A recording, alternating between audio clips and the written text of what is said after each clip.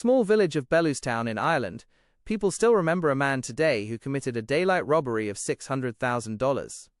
The surprising thing is that he had neither a gun in his hand nor a mask on his face. After this operation, he roamed around openly, but the police could not harm a hair on his head because he did all this looting in a completely legal manner. This man's name was Barney Curley, a mysterious and clever gambler. So clever that the master players and bookies would stop betting as soon as they heard his name. Using his brain, he not only found the system's weaknesses but also made them his weapon. This is that amazing story of 1975 which the world knows today as the Yellow Sam Betting Coup. Welcome once again to ZMTV Videos. Viewers, on June 26, 1975, 26 kilometers away from Dublin, there was a small village named Bellewstown where a horse race was taking place. The racecourse was quite lively. Preparations for the start of the race were underway. People were betting money on different horses, and bookies were taking their positions. But Barney Curley was nowhere to be seen there. He was hidden in thorny bushes right inside the racecourse, waiting for the race to start. The reason for his hiding was the bookies present there, who, if they found out that Barney had also come there or his horse would run in the race, would immediately become alert. They might even stop the betting. At that time, Barney's name was quite notorious in the gambling industry. Whichever race Barney participated in or even just appeared on the ground, the bookies would understand that something fishy was definitely going to happen here, but the move he was going to make that day was the biggest and most dangerous move of his life. Barney Curley was a man who didn't even spare his own biological father. His father, Charlie Curley, used to train greyhound dogs and gamble by racing them. At the last moment of the race, he would force his slowest dog to run fast by giving it drugs and bet all the money on it. This way, he used to make good money by deceiving the bookies. Barney knew well about this act of his father. One day when he was a 15-year-old kid, Charlie asked him to give the drug-filled meat to the dog, but Barney deliberately didn't give that meat to the dog. The next day, that dog lost in the race. Charlie suffered a significant loss.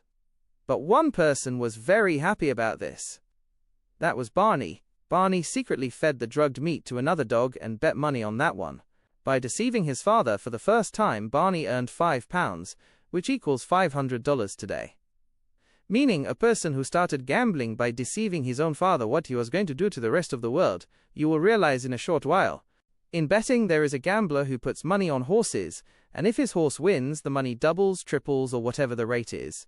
The one setting this rate is the bookie, who decides how many times more money will be given on which horse. If a horse is slow, its chances of winning are low, so its rate is the highest. 1 to 20, meaning bet 1 and take away 20 upon winning. Similarly, the horse whose chances of winning are high, its rate is the lowest because everyone is betting on it. Seen this way, the one who makes the most money is the one who bet on the slowest horse and his horse actually wins. 20 times earnings. Charlie spent his whole life making his slow greyhounds fast through medicines and his fast dogs slow. This is how he deceived bookies. And because betting wasn't legal at that time, the rules weren't anything special either. In 1956, an incident occurred that drowned Charlie in debt up to his nose. As always, he gave drugs to his slow dog and bet all the money on it. But perhaps fate had something else in store. Due to the wrong effect of the medicine, not only did that dog lose, but its backbone also broke due to falling. At that time, Barney was 16 years old and took his father's defeat to heart. This one defeat pushed the entire family into a swamp of debt. Barney had to leave school and work as a laborer in a factory so he could become a support in paying off his father's debts. For the next 18 months, both worked day and night, and whatever they earned was all spent on paying back the bookies. This was the time when Barney saw the dangerous and dark side of gambling very closely. After this, he did many jobs in his life but faced only loss everywhere. Sometimes he opened a betting shop, sometimes a pub. He also stepped into music management, but things didn't work out there either. He even started smuggling. He began smuggling Gillette blades across the border. But one day a war broke out at the border, and the sound of bullets terrified Barney. His heart always remained stuck in horse racing and gambling. Finally, he decided to step into the professional world of gambling. Even if it was by deceiving his father, he had made his first earning from here. By 1975, he caused quite a looting spree in the world of gambling. Many times his tricks would work. Sometimes he would drown in debt. The situation reached a point where bookies would now get nervous just hearing Barney's name. They wouldn't let him play the game, or would immediately drop the rate of the horses that had the highest rates. This time Barney was drowned in a debt of £12,000, and there was only one way to get out of this swamp. This is where a mischievous idea was born in his mind. Barney contacted an old friend of his, and asked for a horse whose record was quite bad. This horse was named Yellow Sam, which used to be Barney's father's nickname. This horse's record was excessively bad. In the last 9 races, it had achieved a position even worse than 8th. Barney adopted an extremely clever strategy. He deliberately made the horse run on such ground and in such races that were against its temperament. This further lowered Yellow Sam's official rating, even to the point that it became eligible for handicap racing. While the reality was that Yellow Sam was a fast runner on hard ground, Barney got Yellow Sam under-handicapped so that when the real race came it could run fast. He chose a national race held at Bellewstown Racecourse on June 26, 1975. This was a handicapped race, the Mount Hanover Handicap Hurdle. But whatever he had done so far was only a part of his planning. There was a special reason for choosing the Bellewstown track. There was only one phone booth installed there for communication. In that era, whenever a race took place, people would start betting money on their favorite horses at betting shops across the country hours in advance. Betting shops remained connected with the bookies. If a lot of money was bet on a horse, the shops would tell the bookies and lower that horse's rate. But the rule was that once the race started, the rate would be locked. Barney thought that if he could somehow block the only phone line at Bellewstown Racecourse at the last moment, the bookies' contact with the betting shops would break, and Yellow Sam's rate would remain 1 to 20 until the very last moment. But this work had to be done in such a way that no one would suspect. If the bookies got even a whiff, they would drop the rates of all horses. The success of this plan would only be possible if Barney's trusted friends supported him. He chose 300 people across Ireland who would go and bet money on Yellow Sam at the last moment.